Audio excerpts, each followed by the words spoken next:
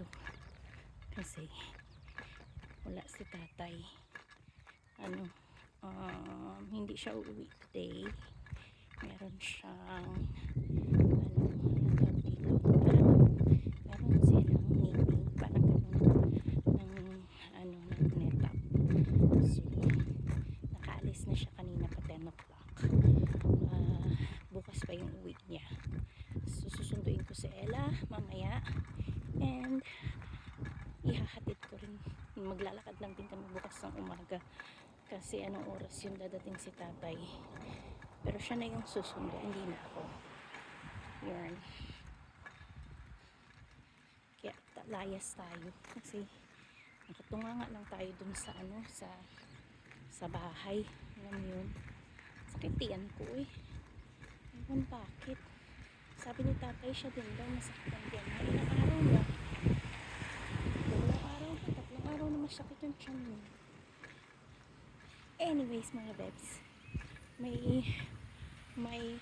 yung milestone akong na try na experience dito sa UK. So first time kong magboto kasi nga residente na ako dito. So yun, magkaiba, grabe yung pagkakaiba. Hindi siya mabusisi na na pagboboto. Yung ngayon, yung botohan ngayon, hindi yun yung pinaka main, yun yung local lang, yung alam mo yung parang sa mga lang, local lang siya, yung mga mayor yata, mga ganyan siya, ganyan. So dyan sa atin, diba, mabusisi, tapos iniisa-isa yung name, diba, tapos siya, diba, yung puro na lang ko, tapos yung yung isa-isahin mo nga yung yung name ng iboboto mo, and then hindi siya, hindi bale na magkakaiba yung yung mga party, yung party list, kumbaga iba-iba yung, okay lang na yung sa iba-ibang party list yung ilalagay mo, di ba? Hindi yung lahat ng pula yun ang iboboto mo, or lahat ng dilaw yun ang iboboto mo. Dito dito ganun mga bebs. Diba dyan isa-isahin mo, okay lang na hindi sila magkakasama sa party list, diba? Dito mga bebs, isahan lang. It's either Labor, Liberal, or apat hindi ko alam yung dalawa, nakalimutan ko. But anyways, pipiliin mo lang isang party. Yun lang ang gagawin mo. Hindi mo na kailangan magbusisi, tsaka hindi mo na kailangan maglagay ng mga name. Kumbaga, ayaw mo dun sa isang tao or dalawang, or dun sa isang tao sa isang party list or dalawa or something like that. Hindi po pwedeng i-chapuera mo. Siya, kailangan isang party list lang, sama-sama sila, ganon. Ganun pala yun. Sabi ko, paano kung ayoko yung isang tao? Sabi ni David, hindi, ganun talaga. So, ang botohan dito, yung buong party list. Ganun siya. Kung pula lang. Lahat ng pula. Kung dilaw lang. So, yun nga. Nagboto ako today. Kasama ko si Dada. Yan, ang aking experience. Nagulat ako. Kasi diba dyan nga sa atin, isa-isa. Pwedeng yung presidente sa pula. Tapos yung yung vice president mo sa dilaw. Dito hindi ganun. Isahan lang, party list lang talaga. Buo sila. Kumbaga, iba buong team. Buong basketball team ang ibinoboto mo. Kaya ayaw mo dun sa isa, sa nila, isang tao nila. Hindi ganun. Lahat sila iboboto mo. Galing ang weird.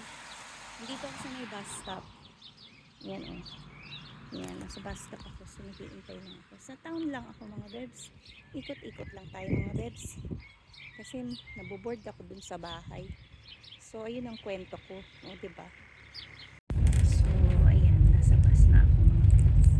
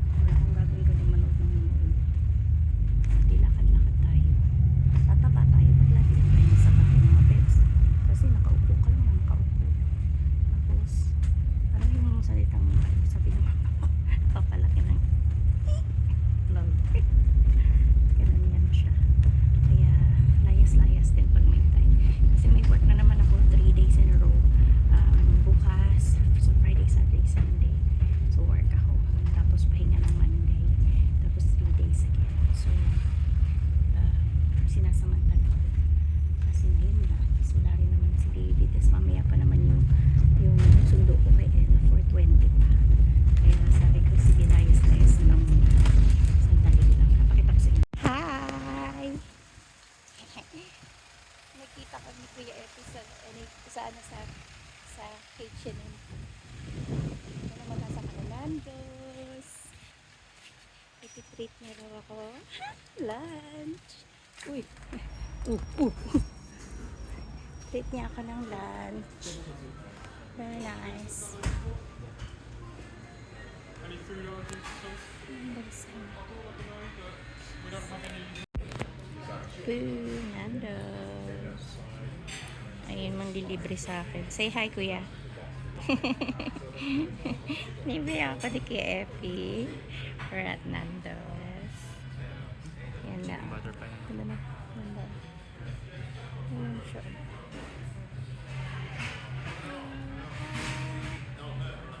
Diba? Ayun si Kuya Epi nagbabayad.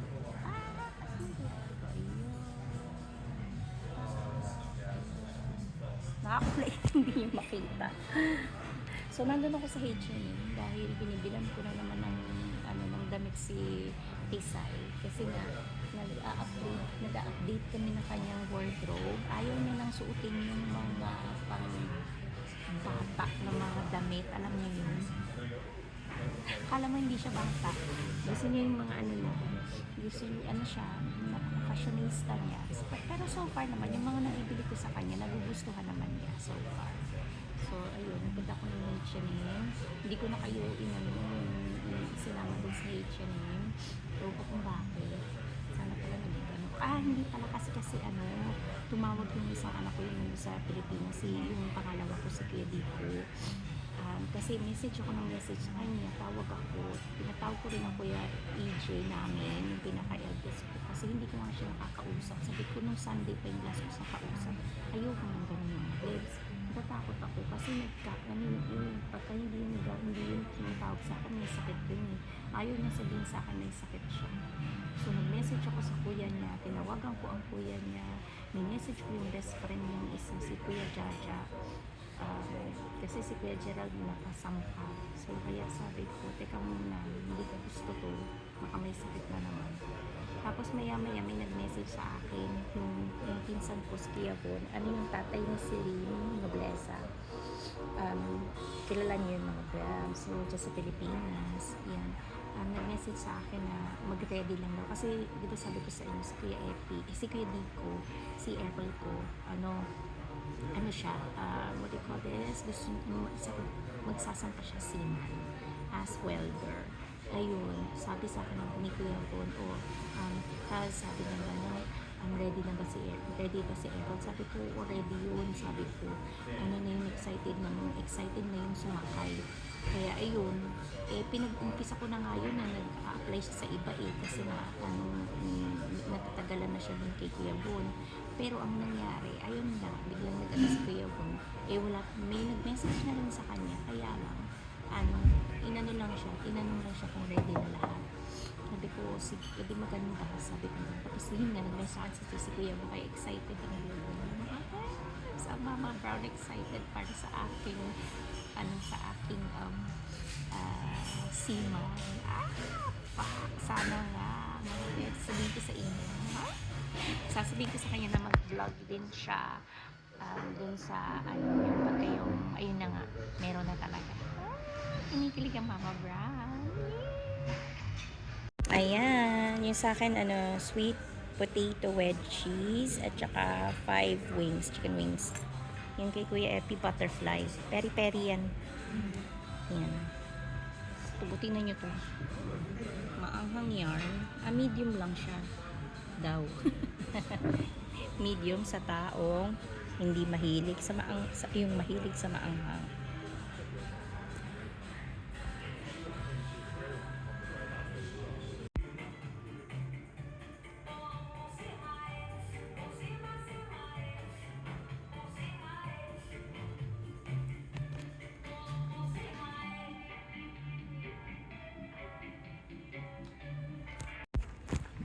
Hi mga peps, nandito pa rin ako sa town.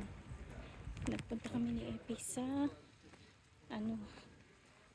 Iceland kasi nagrereklamo siya doon. Nagrereklamo siya na hindi siya kumakain sa work. Sabi ko, ba't ka kasi hindi nagbabaon? Sabi ko, tapos binabaunan ko naman kasi nun, yung inaanuhan ko, kinakalimutan naman niya. Kaya sabi ko, alika dun sa may sa Iceland, kasi meron siya mga binili doon na tigba 1 pound noon. Gustuhan niya eh. Kaya sabi ko, sige punta tayo dun, bili tayo noon para pitpitin mo naman sa work mo. Sabi ko sa kanya. So yan. You look, my Clark River Island over there. Favorite namin yun, bag shop ni Ella. Yan. Ayun nandun ako galing kanina. Pupunta lang muna ako ng ng Primark kasi wala lang, hindi lang ako ng oras ng bus ko. Maya pa, konting oras pa. So si Michael ayan siya, bait yun eh. Ayan, TK Maxx. Ayun, TK Maxx. Ayan, Primark. Pasok tayo ng Primark. Yarn. Pasok tayo ng Primark mga bebs. Sandali lang ha. Ayan lang ko ng happy niya sa Ella para sa dinner niya. Para hindi ko na siya intindihin pag uwi ko. May dinner na siya. Kasi magpapaano siya ng hotdog tsaka rice, so wala namang hotdog, so na lang siya, happy meal. Tapos nakasakay na ng bus. Siguro na lang ako bababa sa school ni Ella. So mag-iintay na lang siguro ako kasi bababa na uwi ako, tapos bababa ko, tapos lalakad na ako pagkalayo. So yun lang ako siguro bababa sa school ni Ella. Medyo naulan.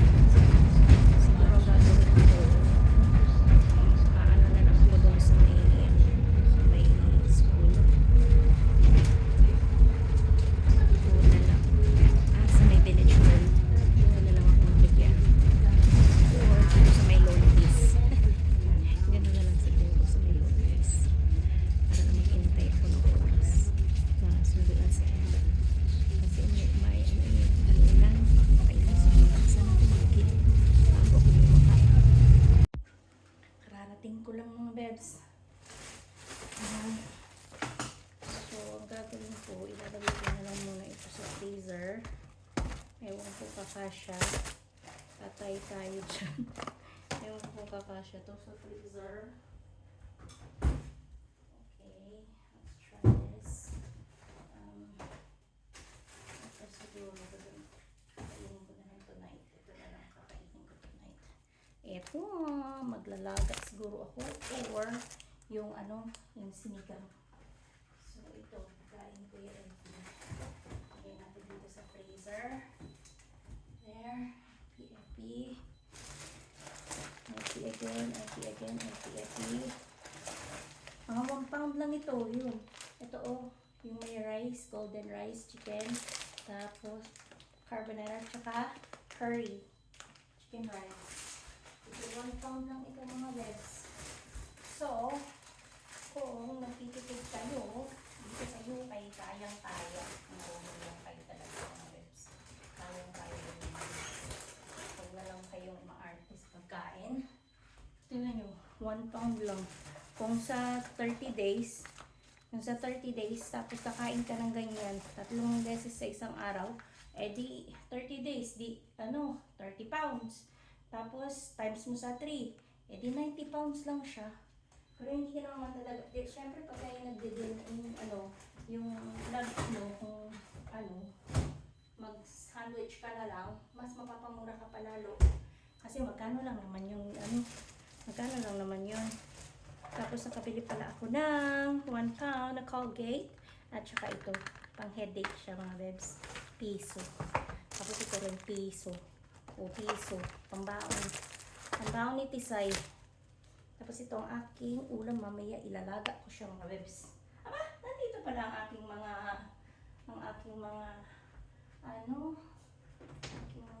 animals. Hello, animals. Hello. Kailan kayo dyan? So, ayan. Magugas tayo ng kamay. Ito yung ano ni Ella. Magugas tayo ng ating mga kamay. Tapos, na oras na ba? Wala pa. Mga 4 o'clock na lang ako alis ng alis. Kasi anong oras pa lang naman. Kakarating ko lang. Maya-maya, tatakbo na rin ako. In 15 minutes, lalarga na rin ako. Oo, mga ganun, 15 minutes larga kami. Ay, naku. Ewan ko kung bakit binabato ni asawa. Tapos, inano niya na yan, no? Alam niya pa nang ibababa niya to, tapos inano niya na ito. Paasa. Hindi na pa to sinabay, parang wala na dito. Ay, naku. Ewan. So, aalis ako ng mga 4 o'clock. Mag-start ako maglakad ng 4. Kasi nga, sundiin natin si Ella sa kanyang choir. After school, choir. Hi! Naamoy niya ka. Naamoy niya.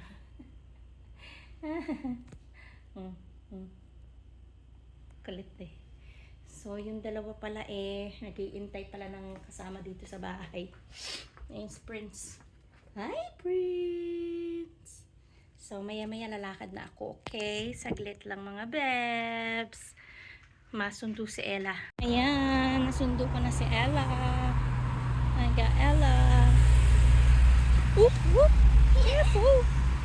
There's spiky here, Ella. Be careful. Takot ako, uy. Ayan. Lakad na kami pa uwi, mga bebs. Lakad-lakad lang kami.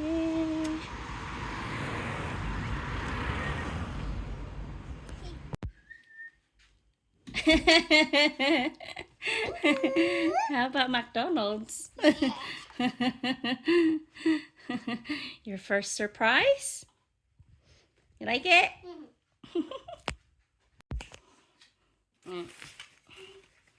Your surprises.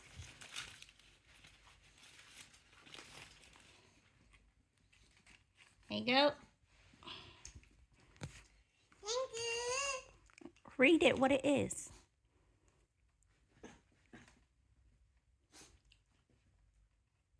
It's like lip gloss, isn't it? Marshmallow. And Strawberry milkshake. And ta-da! You were asking for that the other day, didn't ya? Yeah? I just bought you some new knickers. And close your eyes. Hang on. Close your eyes. I think this is the final ones. Boom.